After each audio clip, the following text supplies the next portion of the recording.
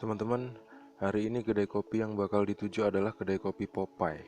Gak tahu kenapa namanya kedai kopi ini diambil dari nama karakter fiksi asing. Gak tahu ya kenapa tuh. Hari ini lagi males mau bahas yang berat-berat, jadi bahasnya yang ringan-ringan aja deh. Kita tinggalin dulu negara dunia pertama, negara dunia kedua, dan negara dunia ketiga serta konspirasinya. Pertama kita bahas soal burung berkicau aja deh. Kenapa gitu? Kok bahas burung berkicau? Karena gini, teman-teman. Waktu aku baru sampai di kedai kopi ini, nungguin Mas Mul yang lagi di jalan, aku duduk sambil nyeruput kopi O yang udah dihidangkan di atas mejaku. Duduk sendirian dan biasanya jadi suntuk, bahkan ngantuk karena nggak ada lawan bicara. Akhirnya, supaya nggak ketiduran di kedai kopi yang bikin suasana ngopinya orang lain jadi nggak asik, aku sibukkan diri sambil perhatikan sekeliling kedai kopi ini. Kedai kopi ini bagian depannya ada atap paranet warna hitam. Yang jelas air hujan pasti tembus juga. Harusnya rangka paranet itu dikasih atap seperti seng atau asbes atau genteng atau juga spandek kayak kebiasaan rumah orang Tanjung Pinang gitu. Tapi tidak. Rangka itu hanya dipasangin paranet berwarna hitam.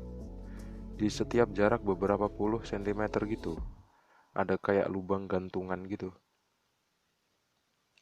Aku pikir-pikir buat apa itu ya? Jadi ingat sepertinya tempat ini habis dibuat acara adu burung berkicau. Soalnya sebelumnya aku pernah lihat ada rangka tenda seperti ini. Rangka ini nggak lain mirip banget sama rangka tenda untuk acara nikahan gitu. Tapi ya udahlah, itu bukan hal yang penting. Yang penting kali ini aku selesai ngopi, ketemu Mas Mul dan pada akhirnya satu buah kedai kopi lagi sudah aku kunjungi. Teman-teman, kedai kopi ini ada di kawasan Jalan Soekarno-Hatta, Tanjung Pinang. Untuk menuju ke sini, aku tadi jalan dari arah Jalan Basuki Rahmat ke arah Jalan Wiratno.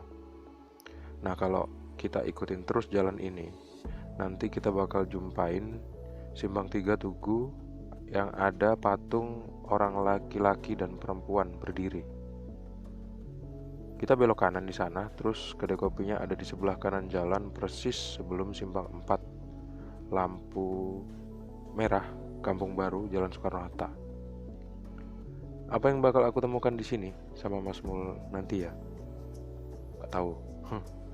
Aku pun gak bisa menduga-duga itu apa, teman-teman. Yang jelas sebuah ujian itu biasanya halus. Halus banget sampai-sampai aku gak tahu kalau itu adalah salah satu soal ujian. Kalau aku menerka-nerka, bisa aja mungkin ujiannya lewat melalui pengemis yang datang ke meja tempat ngopi. Kadang gak enaknya kalau lagi ngopi itu jumpa sama pengemis. Terus dia pasti minta uang dong. Ya meskipun uang receh, tapi kan kalau dikumpulin banyak juga. Bukan berarti pelit ya. Kadang sempat dilema juga waktu lihat orang mencari nafkah dari rasa iba orang lain, seperti pengemis yang pernah aku lihat itu. Hari ini dia ngemis, minta-minta, tapi pernah suatu saat waktu aku jalan pulang dari ngopi, lalu kebetulan berhenti di lampu merah. Rupanya aku ngelihat pengemis yang tadi datang di kedai kopi. Dan di lampu merah itu dia ada di depanku, lagi dibonceng sepeda motor sama seorang perempuan. Aku biasa aja, nggak bereaksi. Mungkin dia diantar tetangganya pas waktu kebetulan jumpa di pinggir jalan. Positive thinking aja, teman-teman.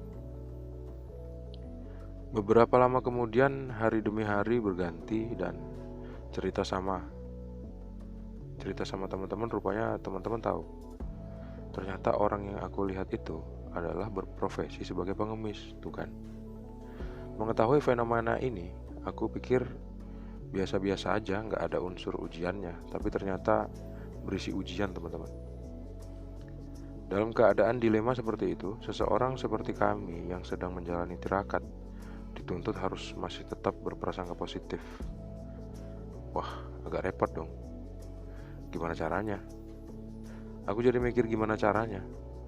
Aku coba mulai dari soal bentuk konkret dari berprasangka positif. Apa bentuk konkretnya?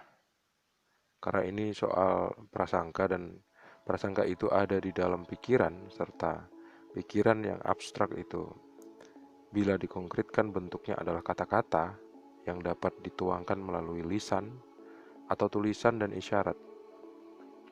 Maka berarti prasangka positif dapat dilihat dari bentuk konkret itu juga.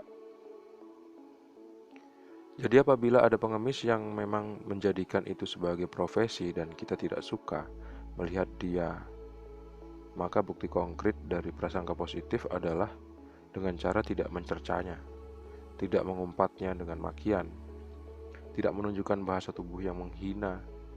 Itu merupakan sebuah bentuk dari berprasangka positif. Terus ada pertanyaan lagi. Itu kan kamu berlaku baik terhadap pengemis karena acting aja, padahal di dalam hatimu ingin sekali menghinakannya. Berarti tingkah lakumu ke dia palsu dong. Ada pertanyaan kayak gitu itu teman-teman kadang-kadang. Artinya itu juga berpikir negatif kan? Ini juga merupakan sebuah kesimpulan yang tidak benar teman-teman. Memang benar tindakan manusia yang dicontohkan barusan itu bertolak belakang dengan hati dan pikiran. Tapi meskipun demikian, soal urusan hati dan pikiran yang tidak nampak itu adalah bukan urusan penilaian seorang manusia terhadap manusia yang lainnya. Karena batas penilaian manusia itu hanya terletak pada kata-kata atau bahasa tubuh sebagai bentuk konkret dari isi pikiran dan hati. Isi hati dan pikiran tidak dapat dihakimi karena ia tidak nampak dan dapat dirasa oleh panca indera.